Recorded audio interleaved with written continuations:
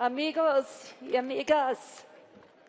Thank you. Everybody, siéntese, por favor. Siéntese, por favor. Gracias. I want to say that it's good to be here. It's good to be back in Colombia. Bueno estar de vuelta en Colombia, un sitio en donde la guerra está dando camino a la paz y en donde el odio le está dando espacio al poder innegable del amor. A las 11, ¿no? Vamos a hablar un poquito sobre cómo yo me involucré en los derechos humanos.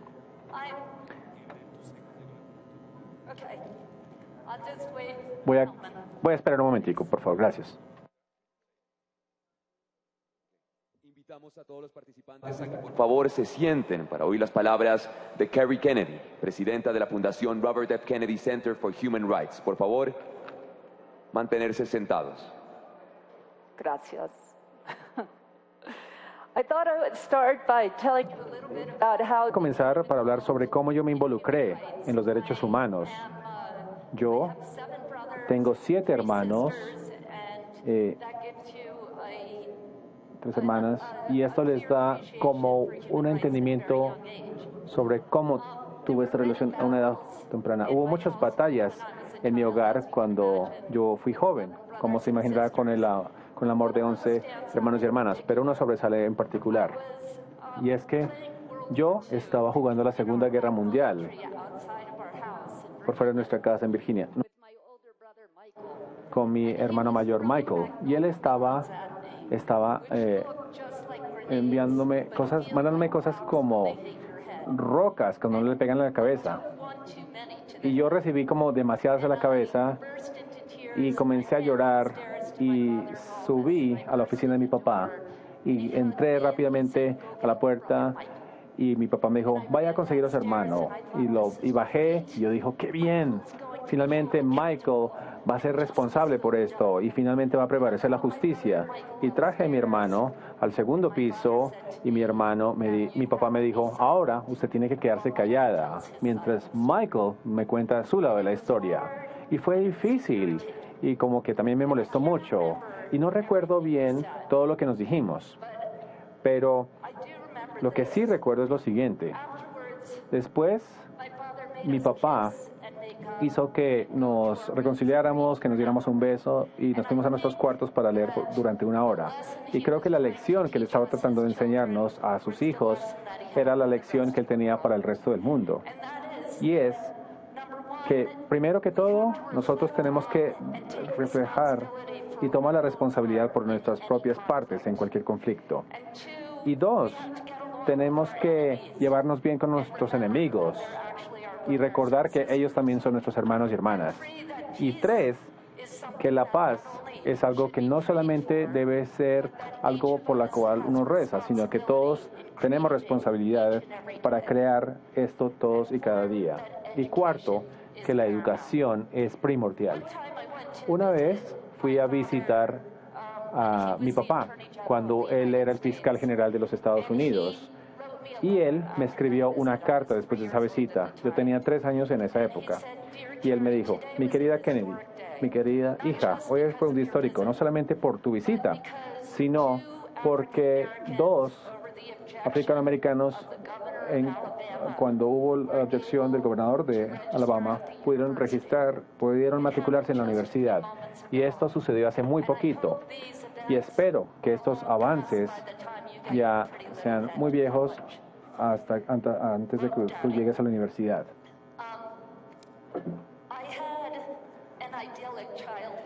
Tuve una infancia ideal, o sea, medido desde cualquier perspectiva, entre ese día y el día que entré a la universidad. Pero hubo una serie de eventos que causaron tanto caos en mi vida que me hacían un poco difícil el avanzar. Primero, mi tío John F. Kennedy, que era presidente de Estados Unidos en ese momento, fue asesinado.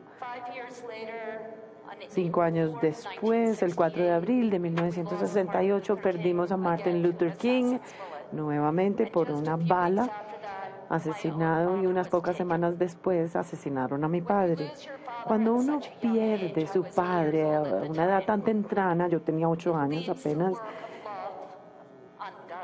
hace como que ese trabajo de amor esté deshecho.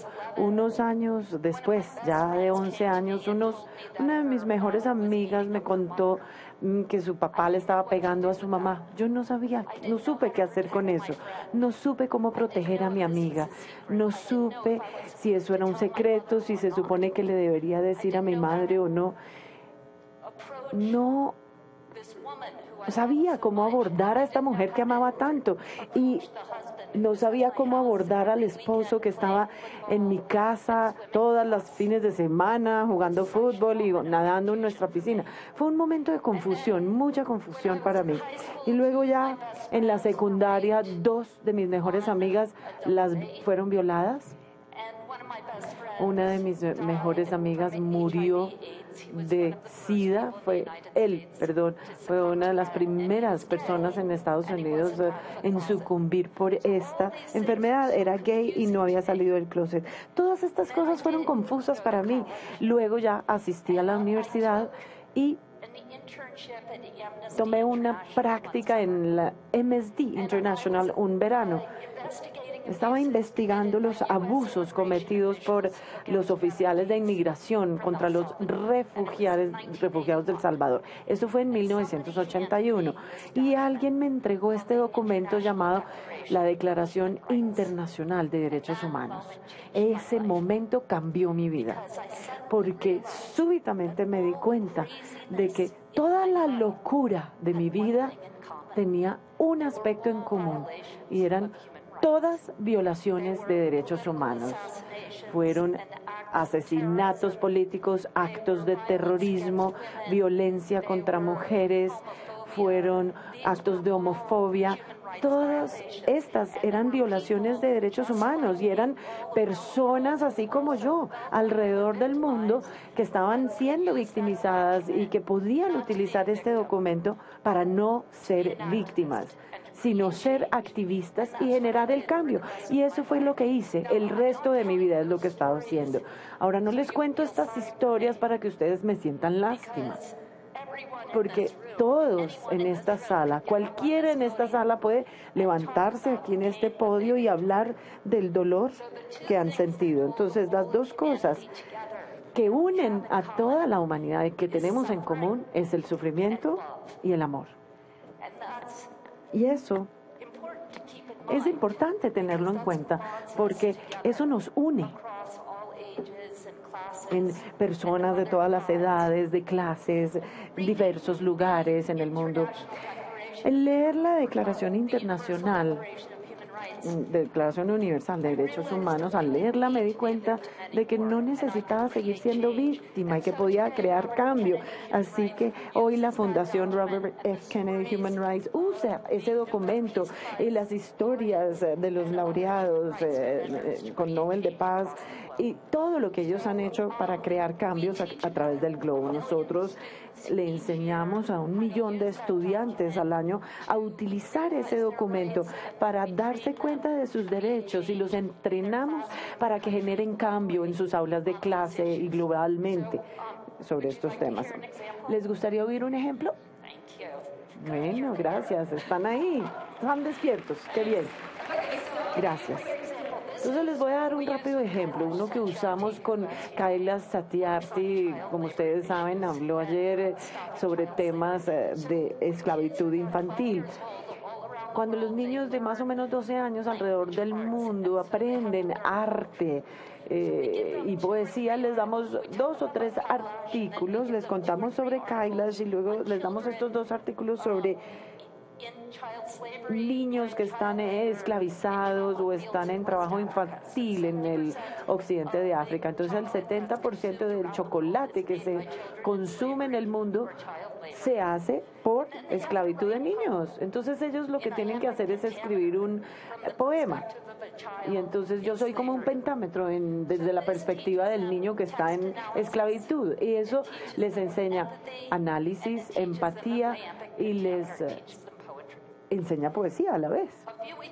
Unas pocas semanas después tienen que aprender a escribir, a redactar para hablar en público. Les damos los mismos artículos y luego les damos el nombre y la dirección de los presidentes de Hershey's, Godiva y Mars, estas marcas de chocolate. Y tienen que escribir una carta en formato como de negocios a esos presidentes, explicándoles el problema y exigiendo un cambio.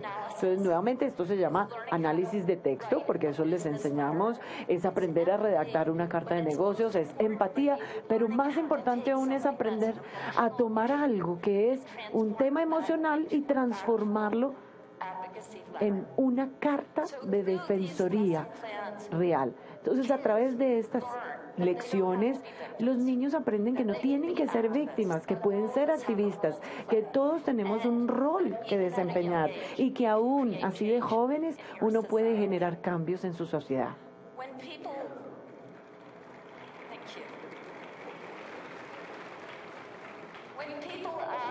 Cuando la gente me pregunta, ¿no cree usted que es difícil trabajar en derechos humanos? ¿No le parece deprimente teniendo que lidiar con esclavitud infantil y tortura? Mi respuesta siempre es no. Yo trabajo con la gente más valiente del mundo y me siento tan privilegiada cada día de poder trabajar con gente que puede levantarse, que enfrenta tortura, que ha enfrentado muerte, y luchando por estos derechos básicos que a veces damos por sentado. Y me siento muy optimista, porque cuando yo comencé a trabajar en derechos humanos en 1981, casi que toda Latinoamérica estaba bajo dictaduras de derecha. Hoy no hay un izquierdista, hoy no hay comunismo ya en Europa Oriental. Y Sudáfrica estaba también en el pico del apartheid. Hoy los sudafricanos tienen gobiernos elegidos por mayoría y los derechos de las mujeres no estaban en la agenda internacional. Hoy vemos cómo las mujeres en las convenciones ya están representadas con 183 países. ¿Cierto? Entonces, todos esos cambios se dieron no porque los gobiernos querían hacerlo, los gobiernos los querían detener, y no porque los grandes militares también lo querían, ellos trataron de detenerlos, y no porque las corporaciones multinacionales lo querían, ellas más bien querían detenerlos. Sucedieron y se dieron porque pequeños grupos de gente determinada, como la que está en esta aula hoy, se imaginaron ese sueño de libertad, cultivaron estos derechos humanos, esta semilla de los derechos humanos, y es así como se logran los cambios, y es así como seguiremos cambiando. Y solo quiero decir una vez más, el estar aquí en Colombia, en esta época y en este momento, cuando hay tanta destrucción y tanto odio alrededor del mundo, Colombia es un oasis de paz y de esperanza. Todas las cosas que se tienen que lograr aquí no se han logrado, pero se lograrán. Y vamos a trabajar con ustedes. Ustedes no están solos. Trabajaremos con ustedes para lograr que sus sueños se hagan realidad. Gracias.